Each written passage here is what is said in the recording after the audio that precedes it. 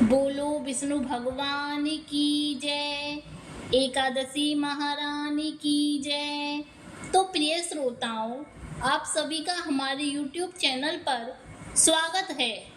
आज हम आप सबको सुनाएंगे जेठ कृष्ण पक्ष की अपरा एकादशी व्रत की कहानी। तो आइए शुरू करते हैं। युधिष्ठिर कहने लगे कि हे भगवान, जेठ कृष्ण पक्ष की एकादशी का क्या नाम है तथा उसका महात्म क्या है, कृपा कर कहिए। भगवान श्री कृष्ण कहने लगे कि हे राजन, यह एकादशी अचला तथा अपरा दो नामों से जानी जाती है। पुराणों के अनुसार जेठ कृष्ण पक्ष की एकादशी अपरा एकादशी है, क्योंकि यह अपार धन देने वाली है। जो मनुष्य इस व्रत को करते हैं वे संसार में प्रसिद्ध हो जाते हैं। इस दिन भगवान त्रिविक्रम की पूजा की जाती है।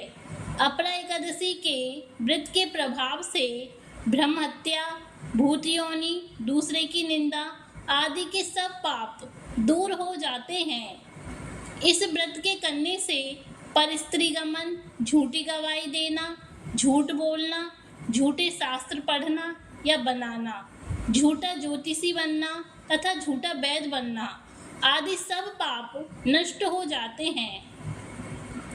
जो क्षत्रिय युद्ध से भाग गए वे नरकगामी होते हैं, परंतु अपरा एकादशी का व्रत करने से वे भी स्वर्ग को प्राप्त करते हैं। जो शिष्य गुरु से शिक्षा प्राप्त करते हैं फिर उनकी निंदा करते हैं वे अवश्य नरक में पड़ते हैं, मगर अपरा एकादशी का व्रत करने से वे भी इस पाप से मुक्त हो जाते हैं। जो फल तीनों पुष्कर में कार्तिक पूर्णिमा को स्नान करने से या गंगा तट पर पितरों को पिंडदान करने से प्राप्त होता है, वही अपरा एकादशी का व्रत करने से प्राप्त होता है।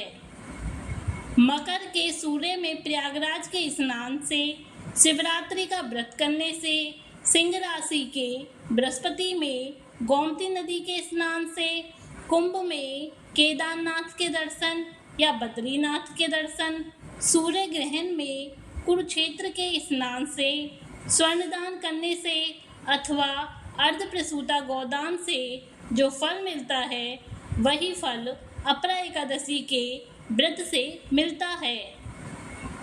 यह व्रत पाप रूपी वृक्ष को काटने के लिए कुल्हाड़ी है, पाप रूपी ईंधन को जलाने के लिए अग्नि, पाप रूपी अंधकार को मिटाने के लिए सूर्य के समान, मृगों को मारने के लिए सिंह के समान है। अतः मनुष्य को पापों से डरते हुए इस व्रत को अवश्य करना चाहिए। अपरा एकादशी का व्रत तथा भगवान का पूजन करने से मनुष्य सब पापों से छूटकर विष्णु लोक को जाता है।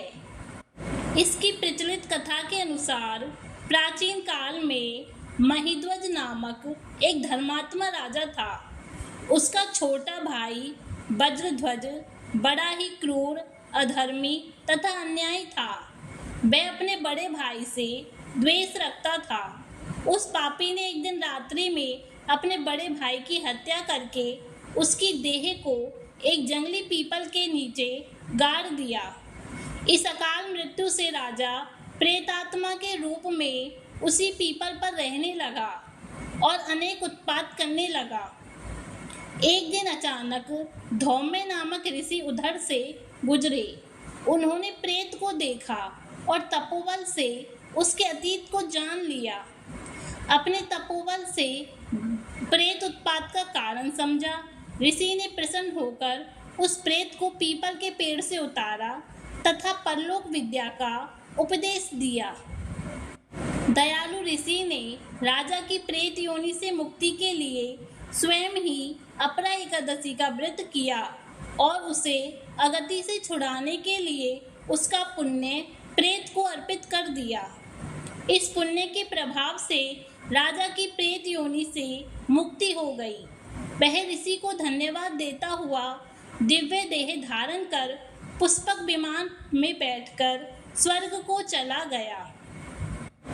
हे राजन, यह अपरा एकादशी की कथा मैंने लोक हित के लिए कही है।